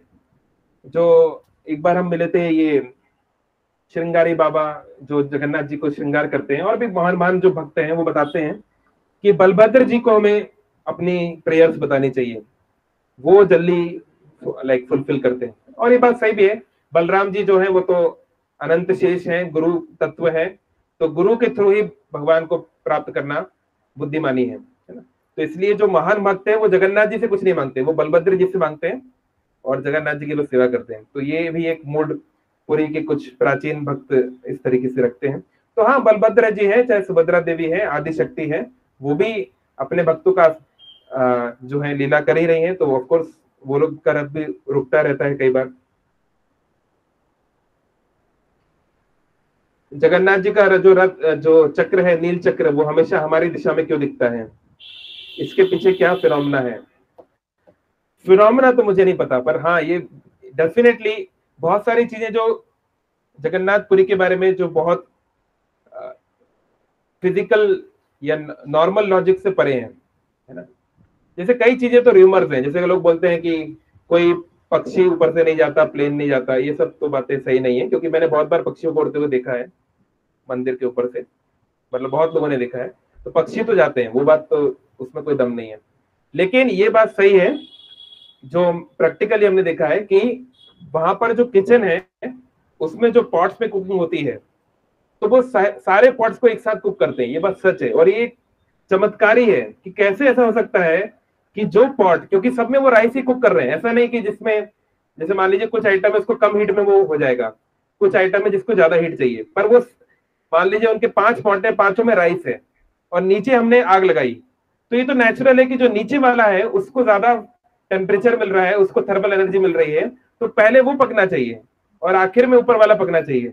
लेकिन पांचों एक साथ पक जाते हैं, पांचों एक साथ कुक हो जाते हैं। ये चमत्कार है जो डेली हो रहा है। तो ऐसी कई घटनाएं होती हैं और उसमें से एक ये भी है कि डेफिनेटली जो चक्र है वो कई दिशाओं से, मैंने भी थोड़ा अनुभव किया है, ऐसा लगता है कि वो आपकी तरफ है। मतलब इट्स किस तरीके से वो भगवान का चमत्कारी है या कैसे है, अब ये तो भगवान ही बताएंगे, है ना, आई डोंट नो। बाकी रथ के बारे में जो मैंने जितना पूछा है, आई मीन चक्र के बारे में, तो कुछ लोग बताते हैं कि ये बीच में 16-17 सेंचुरी में ये गिर गया था, फिर दोबारा इसको ऊपर लगाया गया। कोई लोग बोलते हैं नहीं, जब मंदिर बना था 13 सेंचुरी में तभी से है। तो थोड़ा इसमें और थोड़ा जानकारी लेनी पड़ेगी, लेकिन कम से कम 250-300 साल से तो लगातार चक्र ऊपर है, इस पे सब लोग मानते हैं। कुछ लोग कहते हैं कि 17 सेंचुरी में कोई चक्रवात आया था, तूफान, उसमें चक्र गिर गया तो फिर वापस उसको लगाया गया, फलाना फलाना राजा ने लगवाया। और कोई लोग बोलते हैं कि नहीं, जब से ये टेम्पल, नया टेम्पल बना है 13 सेंचुरी में, तब से है। पर जो भी है, वो नील चक्र जो है बहुत स्पेशल है। वो सुदर्शन महाराज का एक रूप है। सुदर्शन महाराज 2 रूप में मौजूद है श्री मंदिर में, एक तो एक कॉलम के रूप में, है ना, एक स्तंभ के रूप में, और दूसरा नील चक्र के रूप में, है ना। वो नील चक्र सुदर्शन ही है, मतलब वो कोई ऐसे कोई छोटा मोटा चक्र नहीं है, साक्षात सुदर्शन ही है वो। इसलिए जगन्नाथपुरी में कोई, जब चैतन्य महाप्रभु पहली बार पुरी आए तो कई किलोमीटर दूर से उनको नील चक्र दिख गया, तो वहीं से उन्होंने प्रणाम किया। तो नील चक्र का दर्शन करना यानी जगन्नाथ जी का दर्शन करने के बराबर है। आज भी बहुत सारे जो पुरी के वासी हैं वो घर में जो भोग बनाते हैं, भोग को तुलसी के साथ नील चक्र को अर्पित कर देते हैं। उनका घर मान लो 3 किलोमीटर दूर है, 3 किलोमीटर दूर से ही उन्होंने देख लिया, वो दिख रहा है नील चक्र, वो दिखा दिया, हो गया इस तरीके से। तो वो बहुत स्पेशल चक्र है, मतलब स्पिरिचुअल है वो कोई साधारण धातुओं का बना हुआ नहीं इस प्रकार, हालांकि अष्ट धातु का बना है, पर भगवान की विशेष शक्ति उसमें है, नो डाउट। भगवान अपनी फैमिली के साथ कुरुक्षेत्र क्यों जा रहे थे? क्योंकि भगवान नरलीला कर रहे हैं, भगवान एक मनुष्य की तरह ड्रामा कर रहे हैं ना, ड्रामा, नाटक, लीला। तो मनुष्यों को जाना चाहिए कुरुक्षेत्र, वहां स्नान करना चाहिए। उसका नाम ही क्यों नहीं आ रहा है, पंचक, समथिंग पंचक, एक पर्टिकुलर मुहूर्त आता है, 5वां दिन रहता है वो, उस दिन वहां पर स्नान करने का बहुत महत्व है। तो लोग जाते हैं, जैसे लोग कुंभ में जाते हैं, लोग रथ यात्रा में आते हैं, गंगा स्नान करने जाते हैं, ये सब अलग अलग तीर्थ होते हैं अभी भी, और पहले भी होते थे। ओके, क्या सच में देवी देवता आते हैं लोगों के शरीर में? अभी ये तो रेलेवेंट क्वेश्चन नहीं है, अलग से मैं आपको उसका उत्तर दे दूंगा, है ना। केंद्रपड़ा में बलभद्र जी को ज्यादा मानते हैं, अच्छी बात है। बलभद्र जी को ज्यादा मानना अच्छा है, क्योंकि मतलब जगन्नाथ जी से ज्यादा आसान है, या कृष्ण से ज्यादा आसान है बलराम जी को प्रसन्न करना। तो भगवान या भगवान के जो भक्त हैं या भगवान के जो अन्य अन्य रूप हैं, उनको मानने में कोई बुराई नहीं है, अच्छी बात है। तो अगर मानते हैं तो वेरी नाइस। स्टोरी बता दीजिए जिसमें, ओके चलिए, अब तो बहुत समय हो गया हमारा, है ना, 8:50 हो गया, तो एकदम शॉर्ट में आप कोई क्वेश्चन नहीं लेंगे। हाँ, यस, थैंक यू हर्षित प्रभु। It is called Samant Panchak. Okay, हाँ, समंत पंचक का जो स्नान है कुरुक्षेत्र में, यही मैं ढूंढ रहा था इतनी देर से कि उसका नाम क्या है। समंत पंचक ये बहुत प्रसिद्ध है। जैसे प्रयागराज में माघ का मेला प्रसिद्ध है, पुरी में रथ यात्रा प्रसिद्ध है, ऐसी कुरुक्षेत्र का समंत पंचक, इसका बहुत महत्व है। तो इसी में वो लोग गए थे स्नान करने के लिए। You will not fight temple shadow, हाँ मे बी, ओके। और 1746 में, हाँ ये भी है कि ये तो मैंने देखा है कि पुरी मंदिर में एक पहले आनंद बाजार और वो जो है ना शिव जी का मंदिर जो एकदम डाउन, हाँ, उसके बीच में एक ये रखा हुआ था, को क्या बोल सकते हैं हम, एंकर टाइप का, कुछ एंकर जैसा, है ना, शिप का एक, उसमें फ्रेंच में कुछ कुछ लिखा हुआ था। तो मैंने खुद देखा है, कुछ साल पहले भी था, पता नहीं वो कहाँ चला गया, कहाँ कहीं रख दिया उसको, कोई लोग बोल रहे म्यूजियम में रख दिया, कहाँ रख दिया। तो ये बात सही है कि एक फ्रेंच जहाज जो है यहाँ पे फंस गया था, और ये तो हिस्टोरिकल है, इवन आप देख सकते हैं बहुत सारे कि पुरी मंदिर को बोलते थे I think white pagoda something, और कोणार्क के मंदिर को बोलते थे ब्लैक पगोड़ा। ये एक यूरोपियन टर्म है जिसका मतलब है कोई विशाल चीज जो समुद्र से दिखाई देती है। तो कोणार्क का मंदिर और पुरी का मंदिर, ये बहुत, अभी तो बहुत कुछ बन गया है ना दुनिया जहान का, पहले सब कुछ बड़ी बड़ी बिल्डिंग्स नहीं थी, तो ये बहुत दूर से दिखाई देते थे, है ना। या फिर उनका, क्योंकि पहले के जमाने में हमारा कोई जीपीएस वीपीएस तो था नहीं, कंपास वंपास तो था नहीं, तो इन सब के आधार पर ही लोग जो है सेल करते थे। तो ये दोनों पॉइंट्स तो वैसे भी हिस्टोरिकली बहुत इंपॉर्टेंट पॉइंट्स थे। जो लोग यहाँ पे आते थे सेलिंग करते हुए, सामान वगैरह लाते थे जो भी, तो एक फ्रेंच जहाज था जो यहाँ पे फंस गया था, पानी में किसी स्थान पे फंस गया था, समुद्र के ये महोदधि के पास में कहीं पर। तो फिर उसको, जब वो यहाँ पे छोटे बोट से आया और यहाँ पे लोकल लोगों से मिला, तो किसी ने बताया कि आप जगन्नाथ जी से प्रे करिए तो शायद आपका जहाज निकल जाए। तो ऐसा बताते कि उसने जगन्नाथ जी को प्रे किया तो उसका जहाज निकल गया। तो यानी एक जमाने में, इसका मतलब है कि फ्रेंच आदमी को मंदिर के अंदर आने दिया गया, इसका ये मतलब ये भी है ना, कि पहले ये सब नहीं था कि हिंदू लोग नहीं आएंगे या केवल वो आएंगे, इसका ये मतलब ये भी हुआ। तो जो फ्रेंच व्यक्ति था वो क्रिश्चियन था, पर फिर भी उसको आने दिया गया, उसने प्रे किया और उसका जहाज निकल गया। तो उसने जो है ये एंकर दिया था एक यादगार के रूप में, रिमेम्बरेंस, कि हाँ ये जो महाप्रभु की कृपा से हमारा जहाज निकला था। ओके, यस प्रभु, जनरली ये सेशंस रिकॉर्ड होते हैं, आज का सेशन भी रिकॉर्ड हो रहा है, ये इस्कॉन कटक के चैनल पे बाद में आप देख भी सकते हैं। Okay, thank you all very much. काफी समय हो गया है, हम लोग यहाँ पे ऑफलाइन भी बहुत सारे लोग आए हुए हैं, तो हम यहाँ पे कीर्तन करेंगे। तो सभी को रथ यात्रा की बहुत बहुत शुभकामनाएं। सब लोग जरूर, जहां पर भी आप हैं, अगर आप पुरी जा सकते हैं तो बहुत अच्छा, नहीं तो जहां पर भी आप हैं, हर जगह पे कोई ना कोई रथ यात्रा हो रही है। भगवान की कृपा से इस्कॉन 750 शहरों में रथ यात्रा करता है, 750 सिटीज, है ना। कई जगहों पे रथ यात्रा बहुत बड़ी होती है, जैसे ओडिशा की सबसे बड़ी रथ यात्रा पुरी के बाद भुवनेश्वर की रथ यात्रा ही है। आपको जानकर प्रसन्नता होगी, लंदन में जो रथ यात्रा होती है उसमें 1 से 1.5 लाख लोग आते हैं, और उस लोकल जिन स्ट्रीट्स पे रथ निकलता है वहां पर मार्केट बंद कर दिया जाता है, इतनी भीड़ है। और एक और बहुत अच्छी बात है, जो ब्रिटिशर्स हमारे यहाँ पर शासन किए, ईस्ट इंडिया कंपनी, पहले तो ईस्ट इंडिया कंपनी आई, बाद में ब्रिटिश गवर्नमेंट इसमें लिए, तो ईस्ट इंडिया कंपनी का ऑफिस उसी रास्ते पे आता है ना। अभी ईस्ट इंडिया कंपनी को एक इंडियन ने खरीदा, एक सरदार ने, कुछ साल पहले, एक सिख भाई है, उन्होंने ईस्ट इंडिया कंपनी को के मालिक है वो। तो जो ईस्ट इंडिया कंपनी का ऑफिस है 2 फ्लोर का है, ग्राउंड फ्लोर, फर्स्ट फ्लोर। तो जब जगन्नाथ जी का रथ निकलता है, जो इस्कॉन की रथ यात्रा होती है, तो रथ की जो हाइट है वो ईस्ट इंडिया कंपनी के ऑफिस की हाइट से भी ऊपर रहती है।